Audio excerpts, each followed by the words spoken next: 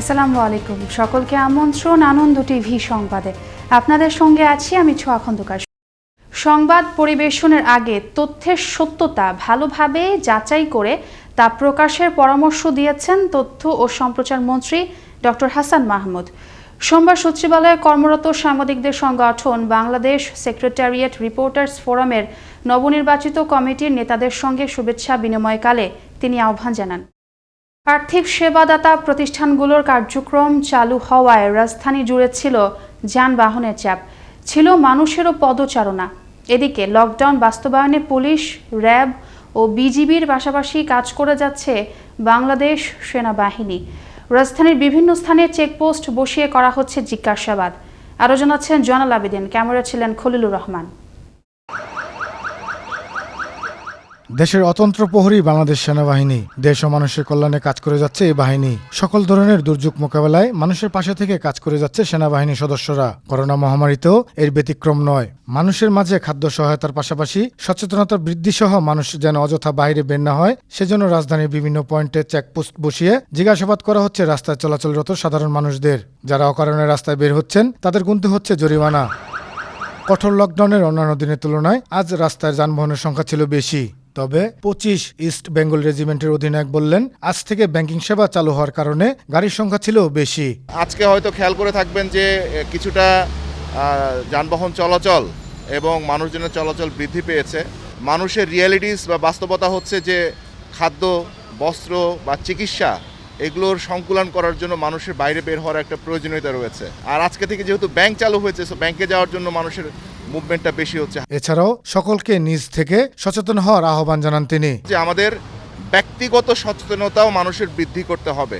শুধু যদি ফোর্স বা বেসামরিক প্রশাসন বা আইন শৃঙ্খলা বাহিনী মাঠে নামার ফলে যে লকডাউন কার্যকর হবে সেটা যদি মনে করি, তাহলে আসলে বিষয়টা তাহলে ঠিক হবে না বলে আমার ব্যক্তিগতভাবে মনে হয়।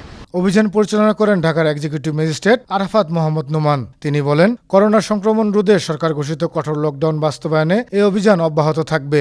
কারণে যদি বের হয় এরকম মনে করছি যে তারা প্রপার অ্যান্সার দিতে পারছে না, ইট সিমস আনভেরিফাইড, তাহলে আমরা আইনানুগ ব্যবস্থা নিচ্ছি। এক্ষেত্রে আমরা পেনাল কোডের ধারায় মামলা দিচ্ছি এবং এই পর্যন্ত আমি 6টি মামলা দিয়েছি। শুধু আইনশৃঙ্খলা বাহিনীর অভিযানে রোধ করা সম্ভব নয় এই মহামারী করোনা রোধ করতে হলে সকলকে যার যার জায়গা থেকে হতে হবে সচেতন। তাহলে হয়তোবা আধার কাটিয়ে আলোর মুখ দেখবে পুরো দেশ, পুরো জাতি, নয়তোবা অকালে হারাতে হতে পারে পরিবারের আপনজনদের। জয়নাল আবেদিন, আনন্দ টিভি, ঢাকা। দেশে করোনা সংক্রমণ বৃদ্ধিতে ঘোষিত লকডাউনের মধ্যে সবকিছু থমকে থাকলেও থেমে নেই সরকারের উন্নয়ন কর্মকাণ্ড। অবকাঠামো নির্মাণ ও উন্নয়ন কাজে কর্মব্যস্ত সময় পার করছেন শ্রমিকরা। তবে উন্নয়নের চিত্রে উঠে এলেও সংস্কার না হওয়া সড়ক নিয়েছিল সাধারণ মানুষের অভিযোগ। সহকর্মী মুসামিয়া প্রতিবেদনে জানাচ্ছেন ফয়সাল মাহমুদ, ক্যামেরা ছিলেন শাহিন রেজা।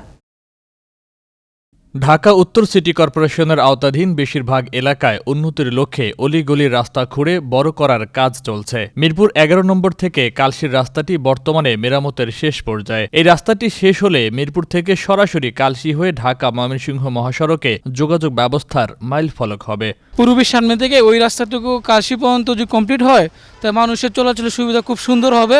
রাস্তা করার পরে যে রাস্তায় যে গাড়িগুলো রাখে, এটাই বড় কষ্টকর। 10 এবং 12 লোকগুলো উপকৃত হবে। রাজধানীর মিরপুরের 5 নম্বর ওয়ার্ডের সড়কটি দীর্ঘ 20 বছর ধরে সংস্কার না হওয়ায় এলাকার মানুষকে পোহাতে হচ্ছে দুর্ভোগ। এই রাস্তাটা আগে চলাচলের জন্য এত বিগত মানুষের রিক্সা দুইটা রিক্সা পাশাপাশি আসতে পারতো না, মানুষের যে খুব দুর্ভোগ হইতো। মহামারী করোনা ভাইরাসের কারণে সারা দেশ লকডাউনে থাকায় কর্মহীন হয়ে পড়েছে নিম্ন আয়ের মানুষ। সরকারের এসব উন্নয়ন কাজে দৈনিক কাজ করতে পেরে খুশি এ সকল শ্রমিকরা। আমরা যে করতেছি কাকা, আমরা খুব ভালো লাগে, কেন আমরা চলাফেরার সমস্যা সমাধান হয়ে যাইতেছে। আমরা গরিবের তো মনে করেন যে কাজটার ভিতরে উন্নয়ন আমরা খাইয়া বেচা চলতে পারি আর কি।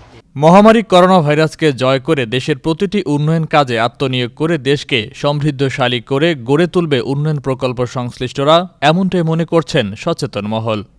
ফয়সাল মাহমুদ, আনন্দ টিভি, ঢাকা। কুমিল্লার দাউদকান্দিতে সর্বাত্মক লকডাউনের 5ম দিনে ঢাকা চট্টগ্রাম মহাসড়কে কঠোর অবস্থানে থাকে আইন শৃঙ্খলা বাহিনী। এ সময় লকডাউন অমান্য করে চলাচল করায় বিভিন্ন যানবাহনকে 16টি মামলায় 48,500 টাকা জরিমানা করা হয়।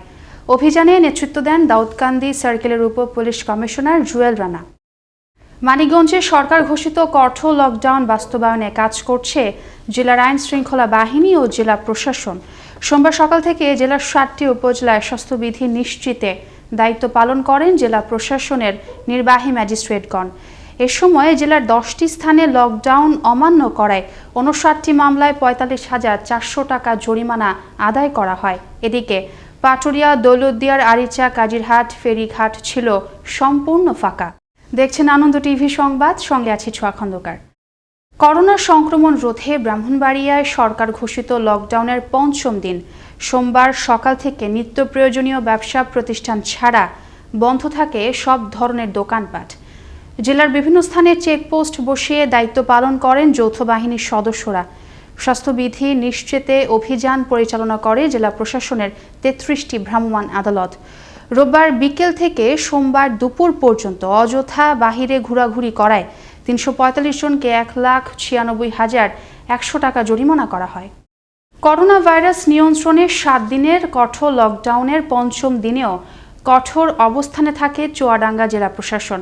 সোমবার সকাল থেকে জেলার প্রবেশ পথগুলোতে চেকপোস্ট বসিয়ে নির্বাহী ম্যাজিস্ট্রেটদের নেতৃত্বে তদারকি করে পুলিশ, বিজিবি ও সেনাবাহিনীর সদস্যরা। এ সময় গেল 24 ঘন্টায় স্বাস্থ্যবিধি অমান্য করায় 63 জনকে 44,800 টাকা অর্থদণ্ড করে জেলা প্রশাসনের ভ্রাম্যমাণ আদালত।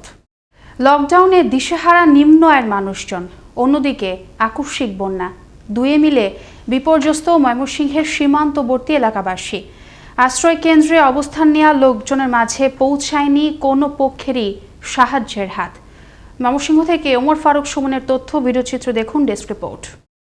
টানা লকডাউনে নিম্ন আয়ের মানুষগুলোর একদিকে যেমন বন্ধ রয়েছে তাদের আয় রোজগারের পথ, অন্যদিকে পাহাড়ি ঢলের আকস্মিক বন্যায় ক্ষতিগ্রস্ত ক্ষুদ্র নৃগোষ্ঠী, গারো সম্প্রদায় সহ হাজারো মানুষ। ভেঙে পড়েছে হালুয়াঘাট উপজেলার 4-5টি ইউনিয়নের শত শত কাঁচাবাড়ি।